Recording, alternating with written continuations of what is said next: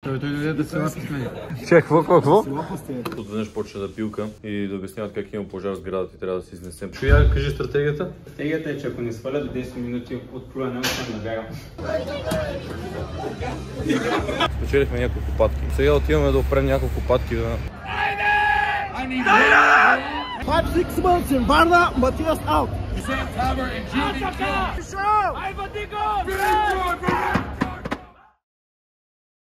Ама сутринта ми викаш, нека книжката да е на твоята страна. Днес е кантара след няколко часа. Ивака сутринта се събуди с думите книжката да не на ръката на Илян. Не, аз събудих с думите: Иляне, цяла нощ търча от леглото, мръдни се малко, той вика: тъпо брат. И си остана на същото място и викам: ах, книжката да е от твоята страна. Иво Саша се мери, с Илян сме си в категорията, аз съм даже под категорията. Илянка, според тебе, колко паунда отгоре ще Ивака? 1,5. 1,5. 1,5 е добре. Къде са ми чорапите? Въпроса, които всички се задават.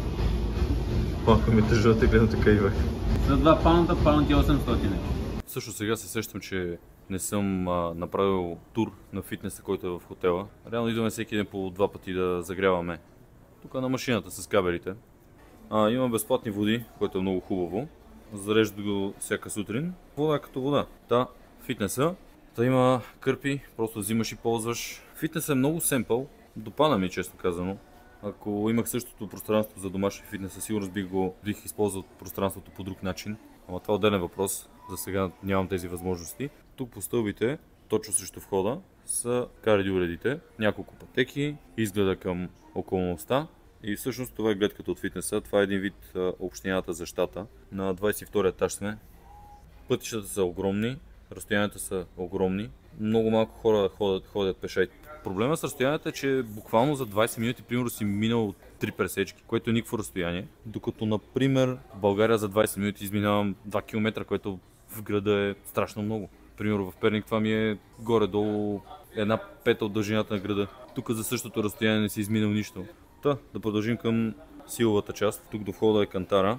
Обясних как работи в преден клип, ама за всеки случай ще обясня как бачка. Слагам на 150 голямата тежест и бутам до 198. И значи съм по-тежък от 198 паунда.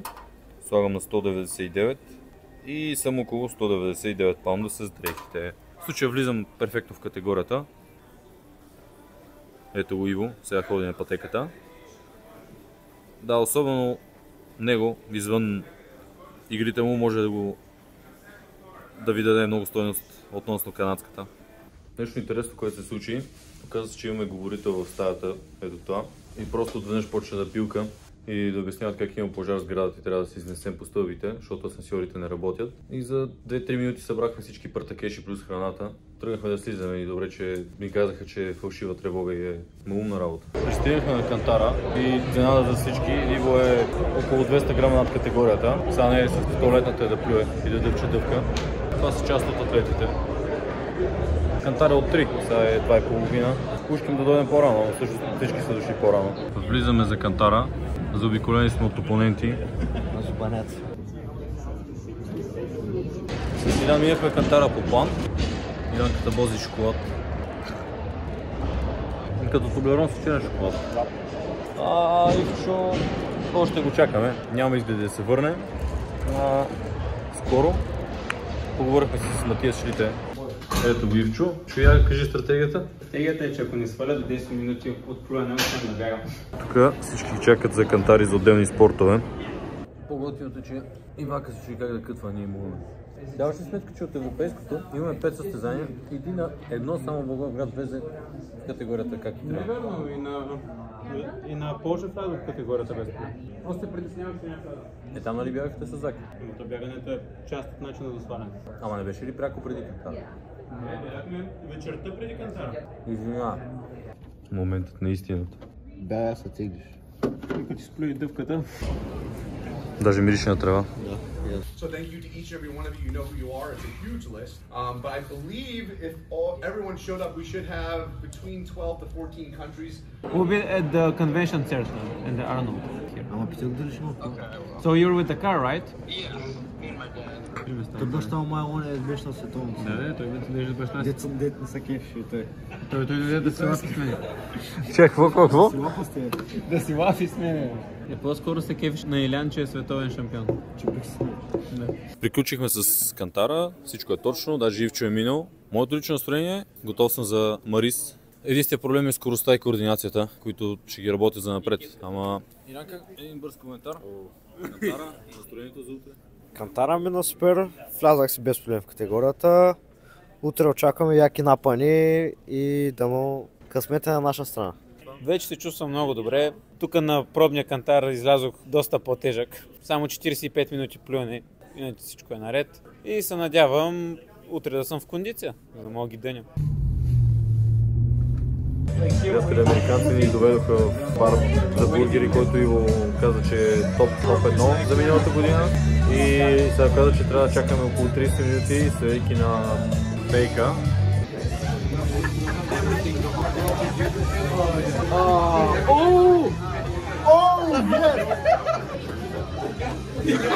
Това не е скам машина. Много добър е, Мишо!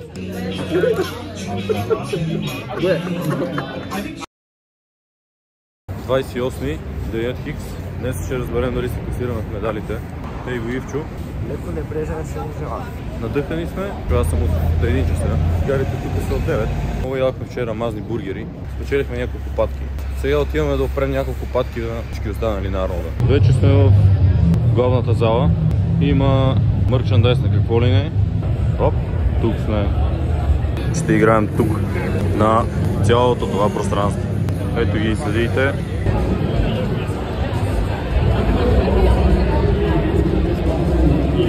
Тръгваме на обиколка сега по Арнолда. Като цяло всичко е сравнително наблъскано, обаче пак има доста място.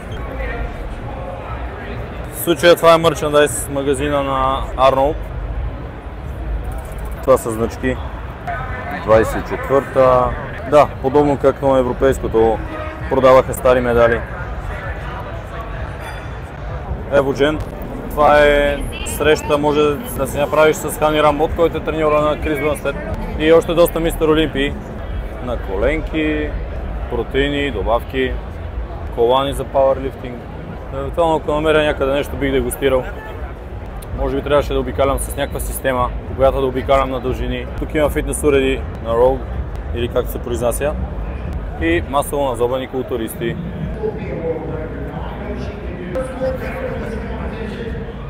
Енергийни напитки, Рейн.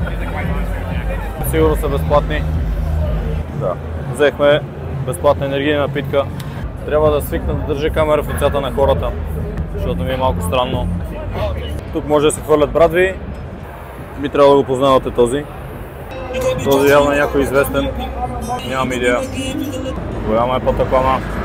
Състезание за максимален брой набирания. Печелиш $250 подаръчен ваучер, а тук има явно състезание по скоростно катерене. Трябва да разгледам да взема армагани по-късно. Flashpin City! Меко казано комично, платформата за повдигане не се вмества в масата. 176, we're going to go to right now. On deck, table 1, we're going to have. There you go. Big hit from Ivano on table 2, your winner. Big hit. Jake Houston on their left. Rio. Big hit on table. All right, Ilya on your left. Matthias Helmer.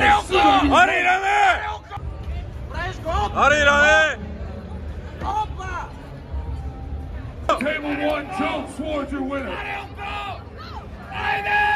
I need Aaron Squires to table 1 on deck. Aaron on your left, Eric Squires on your right. I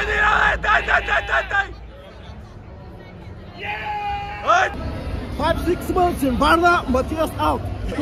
On your right.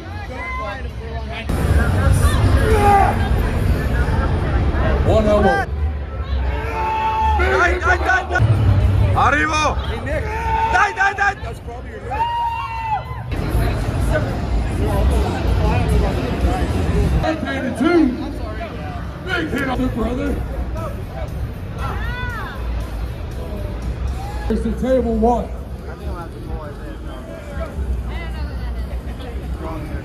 To the people, we're at the Arnold Classic, guys. 2020 tricep.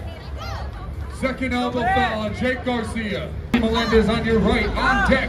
I need Jim Kyung and Andre Shuckham. On deck, table two, table one, Sam Taber and Jim Kyung. What happened? With table two, we're looking for a finish.